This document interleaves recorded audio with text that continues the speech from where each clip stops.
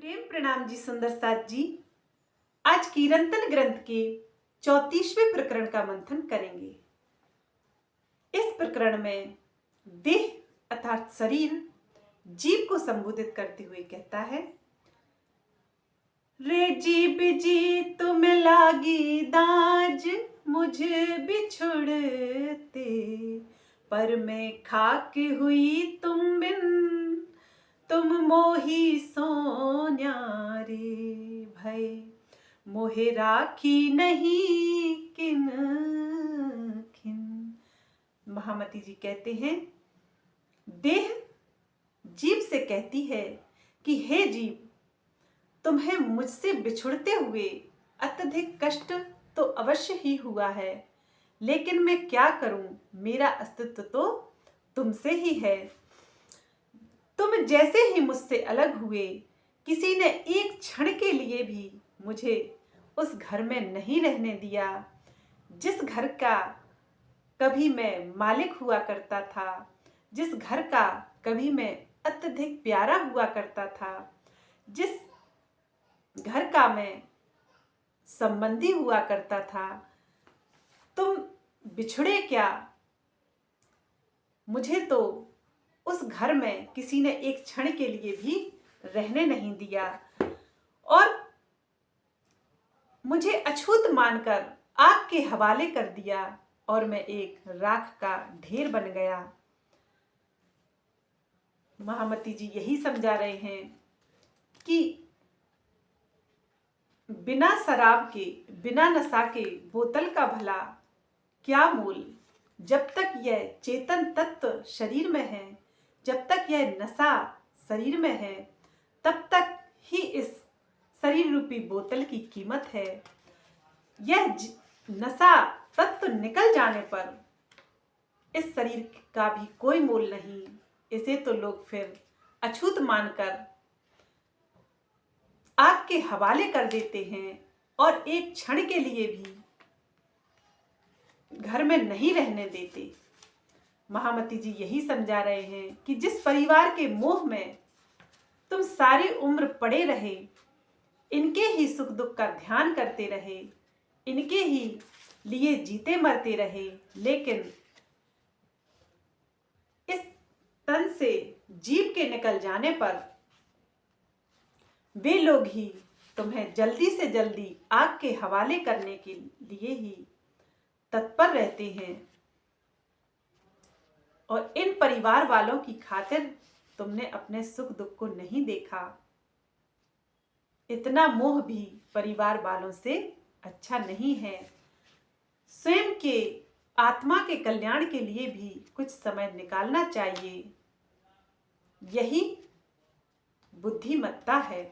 आगे महामती जी कहती हैं, मेरी सेवा जो करते साथी रे, फूलड़े बिछावत सेज, शीतल वाए मोहे ढोलते, तिन जारी रे जारे। कहते हैं, मेरे सगे संबंधी जो पहले मेरी सेवा किया करते थे, मेरे लिए फूलों की सेजियां तैयार करते थे एवं गर्मी के मौसम में ठंडी ठंडी हवा की व्यवस्था करते थे, उन्होंने ही मेरे एक एक कण को भी जला डाला। निर्जीव शरीर को जलाते समय कोई थोड़ी भी उदारता नहीं दिखाता है। फूलों की सेजिया बिछाने का मूल भाव यही है सुंदर साथ जी, कि फूलों की तरह कोमल, स्वच्छ और सुगंधित सेजिया तैयार करना, अर्थात मुलायम से मुलायम बिस्तर लगाना। इसका अर्थ यही हुआ, एक बाल टूटे दुख पावते, तिन जारी ले खोर ले हाथ, मनुए उतारे या विध, मेरे सोई संगी साथ। महामती जी कहते हैं, मेरे सगे संबंधी जो पहले एक बाल टूटने पर, थोड़ी सी ही खरोंच आ जाने पर दुखी हो जाते थे, उन्होंने ही अपने हाथों में लकड़ी लेकर मुझे अच्छी तरह से जला दिया। इस प्रकार सबने मुझको अपने मन से ही निकाल लिया। महामती श्री प्राणनाथ जी यही समझा रहे हैं कि बोतल कितनी ही सुंदर क्यों ना हो, उसका नशा निकल जाने पर, उसकी शराब निकल जाने पर वह बोतल फेंक ही दी जाती है, उसका कोई मोल नहीं रहता। उसी प्रकार से इस शरीर रूपी बोतल से चेतन तत्व अर्थात जीव रूपी नशा निकल जाने पर इस शरीर का भी कोई मोल नहीं रहता। ये संसार वाले सगे संबंधी इस देह को तो घर से निकाल ही देते हैं, लेकिन अपने मन से भी उसको भूल जाते हैं। उसका फिर कोई अस्तित्व नहीं रहता, क्योंकि यह स्वार्थी संसार है।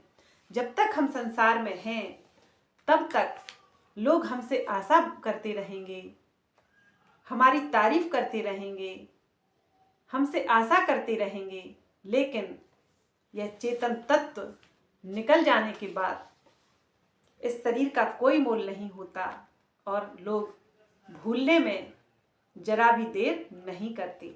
महामती जी आगे कहते हैं, मैं पाले प्यार करके सो बैरी डे भये तिन ताल, मोसो तो राख्यो ऐसन मंध, तुम्हें डारे ले जमजाल। महामती जी कहते हैं, जिन पारिवारिक संबंधियों को मैंने बहुत प्यार किया, बहुत लाड़ किया, बहुत ही नाजुकता से उन्हें पाला, वे उसी समय शरीर छूटने के समय ही मेरे बैरी हो गए।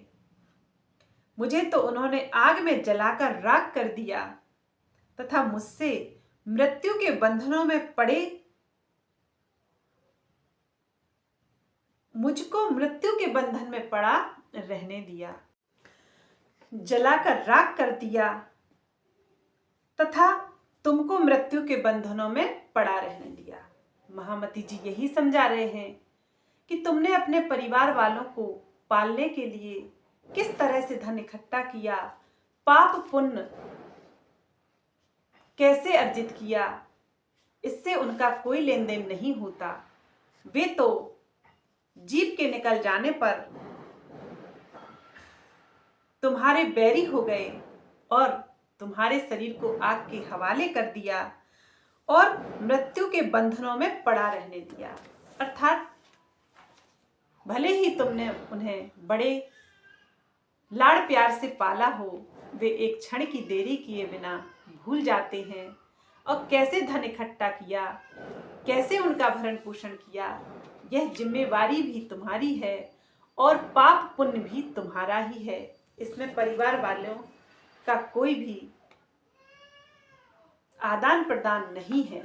महामती जी कहते हैं, मैं तो आई तुम खातिर, तुम जानी नहीं सुपन, मैं तो सुपना हो गई, अब दुखड़े देखो चेतन।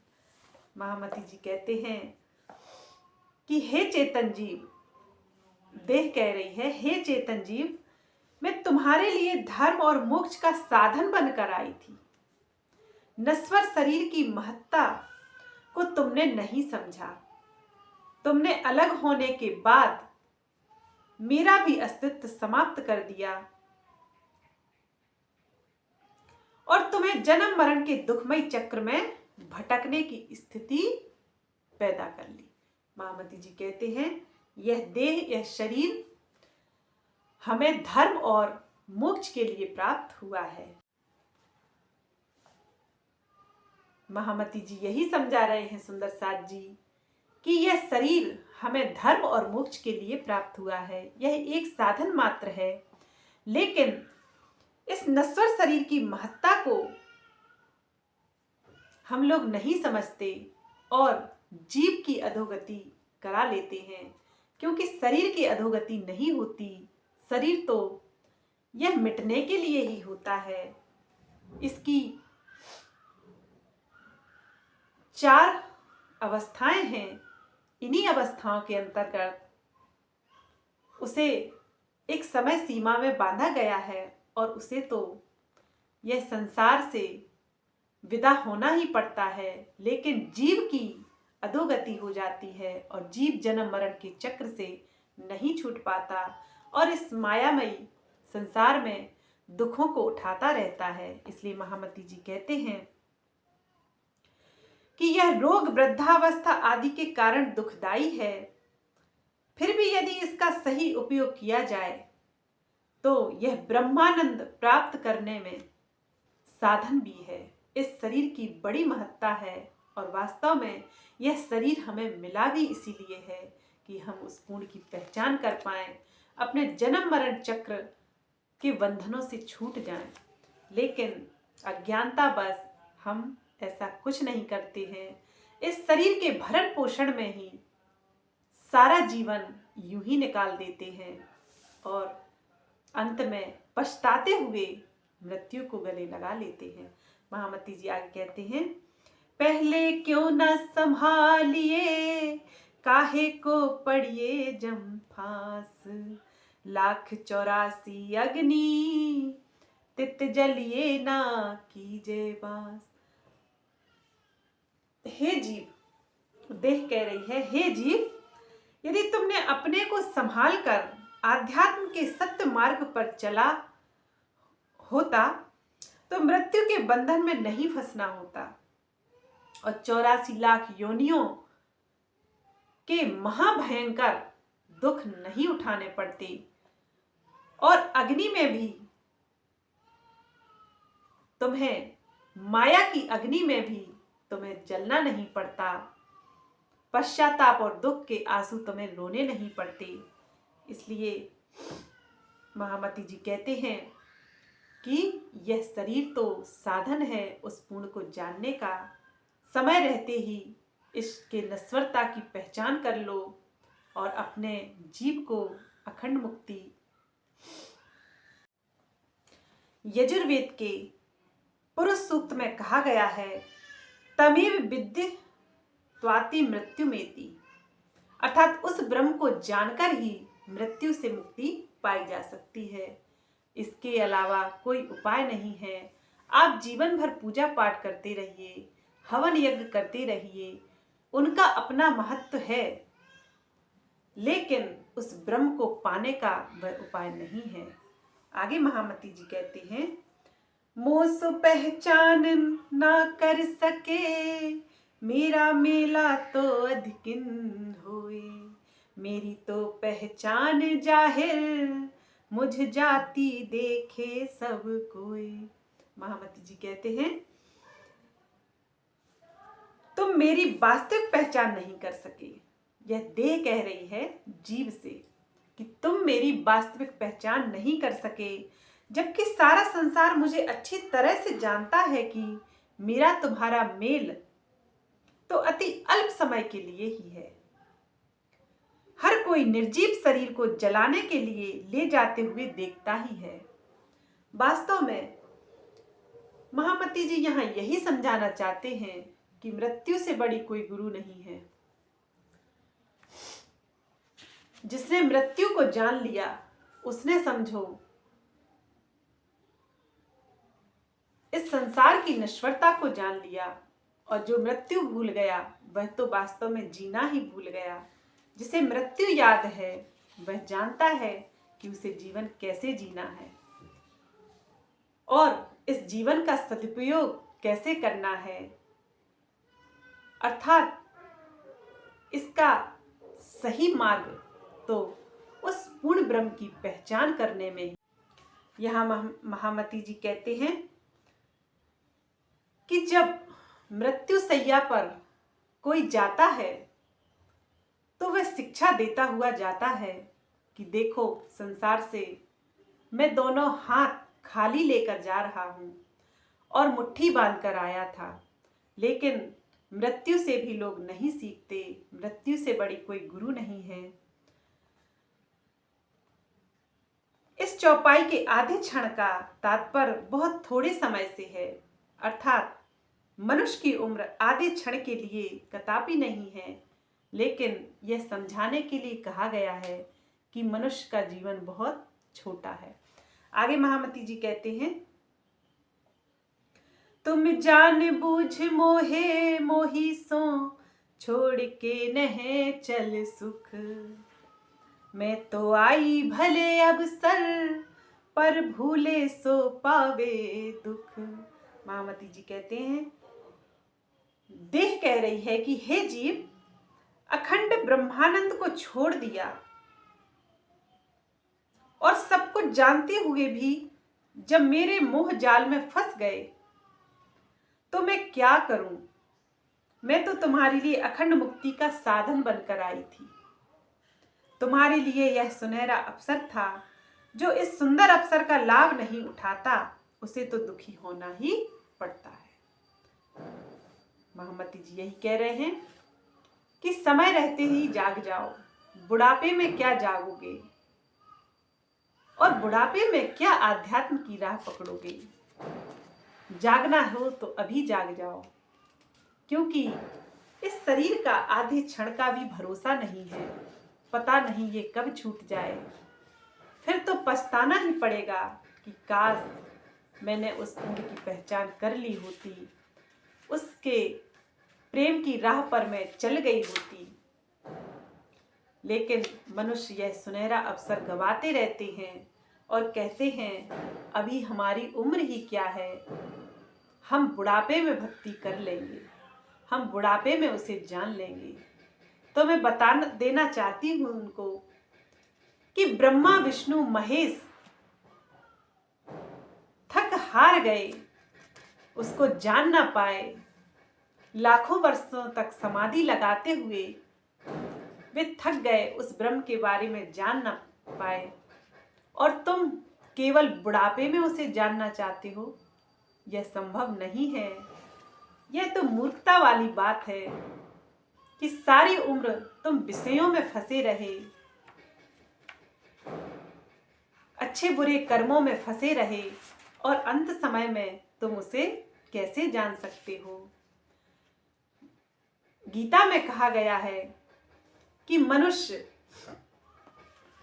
सारी उम्र कितने ही पाप करता रहा हो, लेकिन अंत समय में मुझे याद करते हुए, मेरा ध्यान करते हुए यदि शरीर छोड़ता है तो मेरे ही धाम को प्राप्त होता है। लेकिन इसका आज मैं खुलासा करूंगी सुंदर साथ जी। वास्तव में ये सत्य है, लेकिन ये संभव नहीं कि सारी उम्र मनुष्य मार काट करता रहे, विषयों में पड़ा रहे, माया में उलझा रहे, और अंत समय में उसे प्रियतम, उसे कृष्ण कैसे याद आ सकता है। सुबह हम कुछ करते हैं, सुबह हम कोई कार्य करते हैं तो रात में वो हमें स्वप्न में आ जाता है। इस चित्त की ऐसी लीला है। तो फिर सारी उम्र बुरे कर्म करके अंत समय में उस प्रियतम को कैसे याद किया जा सकता है। ये संभव नहीं है, ये असंभव है। मृत्यु के समय उसको याद वही कर सकता है जिसने जीवित रहते हुए, जिसने सारी उम्र उसे पल पल याद किया हो, उसके प्रेम में पल पल डूबा रहा हो, उससे उसका चेतन तत्व, उस परमात्मा तत्व से कनेक्शन रखता हो, तभी वास्तव में वो अंत समय में भी उसको याद कर सकता है, उसको भज सकता है, और फिर वास्तव में वह आत्मा उसी के धाम को जाती है, उसी के नूरी स्वरूप में खो जाती है, अर्थात वह मुक्त हो जाती है। महामती श्री प्राणनाथ जी आगे कहते हैं, ये अवसर क्यों भूलिए, जित पाए सुख अखंड, या घर बिना सो ना मिले, जो ढूंढ फिरो ब्रह्मांड। वे समझा रहे हैं, जिस मानव तन से अखंड ब्रह्मानंद पाया जा सकता है, उसे पाकर यह सुंदर अवसर क्यों खोया जाए। यदि सारे ब्रह्मांड में भी खोजा जाए तो भी निष्कर्ष निकलेगा कि बिना मानव तन के अखंड सुख नहीं मिल सकता। सुंदर साथ जी, आपने पुराणों की कथाओं में सुना होगा कि देवता भी मनुष्य तन की लालसा करते हैं। देवता भी चाहते हैं कि एक बार मनुष्य तन हमें मिल जाए और हम उस पुण्य की पहचान कर सकें, क्योंकि उन लोकों में, उन धाम में, स्वर्ग बैकुंठ में वे उसे जान नहीं सकते, वे उसे प्राप्त नहीं कर सकते, क्योंकि वे संसार के संचालक होते हैं। देवी देवता संसार के संचालक हैं, वे उन्हें चलाते हैं, वह उनकी नौकरी है। वे उससे विमुख होकर उस ब्रह्म को नहीं जान सकते। महामती श्री प्राणनाथ जी यही समझा रहे हैं सुंदर साथ जी कि देवता भी मनुष्य तन की कामना करते हैं, लालसा करते हैं कि एक बार हे परमात्मा मुझे मनुष्य तन मिल जाए और मैं तुम्हें जान सकूं, तुम्हारी पहचान कर सकूं, और कोई उपाय नहीं है। क्योंकि महामती जी कहते हैं कि सारे ब्रह्मांड में खोजा जाए तो यही निष्कर्ष निकलेगा कि बिना मानव तन पाए उस अखंड सुख और उस अखंड धाम और उस पूर्ण ब्रह्म परमात्मा की पहचान नहीं हो सकती। इसलिए यह मनुष्य तन एक हीरा है, अनमोल रत्न है, इसको ऐसे ही नहीं गंवाना चाहिए। यह पूर्ण ब्रह्म परमात्मा को जानने का एक साधन है, एक उपाय है, इसीलिए यह मनुष्य तन मिला है। आगे महामती जी कहते हैं, इन पिंड में ब्रह्म दृढ़ किया निश्चल सुख परवान, अब खिन में घर देखिए ऐसा समय न दीजे जान। महामती जी कहते हैं, अब इन मनुष्यों ने इस शरीर में ही उस ब्रह्म का निवास होना बताया है तो निश्चित रूप से अखंड सुख को देने वाला है। इसलिए हे जीव, अब क्षण भर का अति अल्प आयु का यह जो तुम्हें तन मिला है, इसके द्वारा तुम अपने अखंड घर बेहद को देख लो। इस सुनहरे अवसर को व्यर्थ न। महामती श्री प्राणनाथ जी यही समझा रहे हैं कि गीता में श्री कृष्ण का कथन है, ईश्वर सर्वभूतानां हृदयेषु अर्जुन तिष्ठति, अर्थात सभी प्राणियों के हृदय में उस ईश्वर का वास है। वस्तुतः इसका मूल भाव यही होता है कि हृदय में स्थित चेतन तत्व उस आदि नारायण का प्रतिभास जीव प्रतिबिंब रूप सभी जीवों में स्थित है और जीव आत्मा ही उस परब्रह्म का साक्षात्कार करता है, यह शरीर नहीं कर सकता। इसलिए लाक्षणिक रूप में ही कहा गया है कि शरीर में ब्रह्म है। यथार्थ रूप में ब्रह्म का वास इस नश्वर जगत से सर्वथा परे है। महामती जी आगे कहते हैं, कैसे करया को खोजिए ए तो कोहिड़ा आकार, ए ढूंढिया बहुतों कई विद पर किन्हु न पाया पार। महामती जी कहते हैं, उस ब्रह्म को कैसे खोजा जाए। माया का यह शरीर कोहरे धुंध की तरह है। इसके मोह जाल विषयों में आसक्त होने, मोह जाल में फंस जाने पर ब्रह्म का दर्शन नहीं हो सकता। यद्यपि इस शरीर को साधन तो माना है, लेकिन अनेकों ने बहुत प्रकार से उस ब्रह्म को खोजा, किंतु कोई भी निराकार के पार जाकर उस ब्रह्म को नहीं पा सका। सुंदर साथ जी, दो प्रकार के मनुष्य होते हैं, अंतर्मुखी और बहिर्मुखी।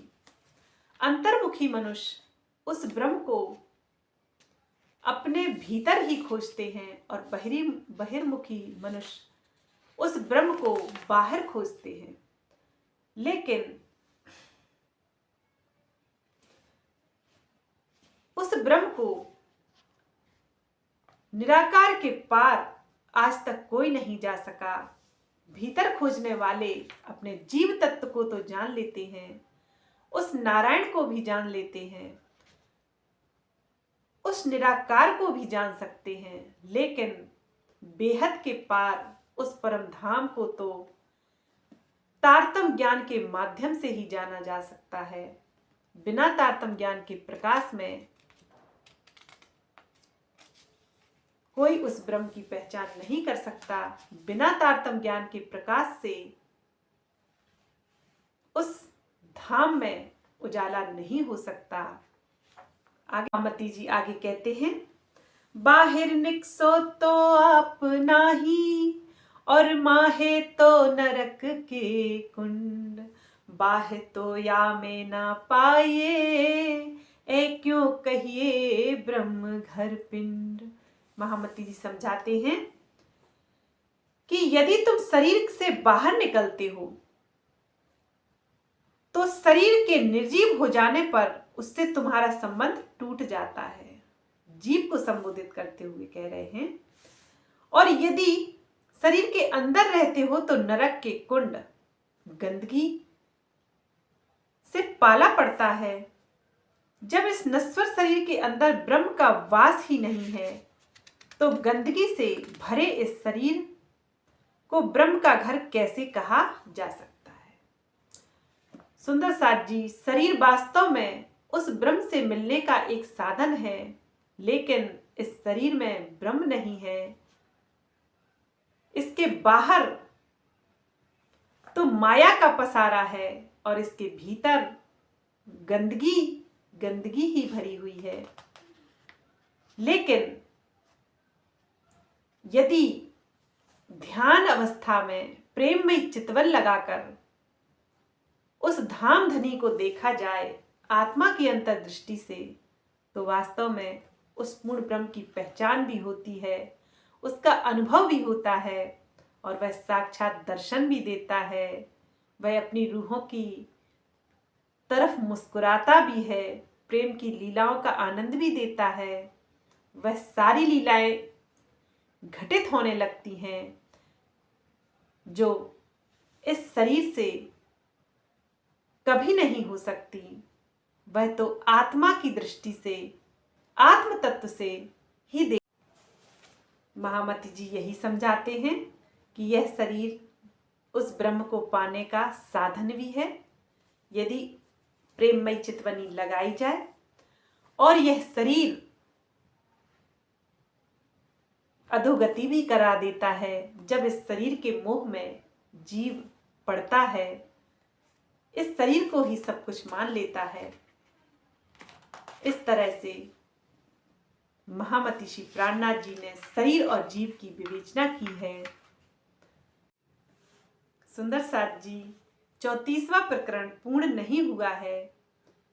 कल हम बड़े ही प्रेम से इसका मंथन करेंगे। बोलिए प्राणनाथ प्यारे की जय। प्रेम प्रणाम जी सुंदर साथ जी।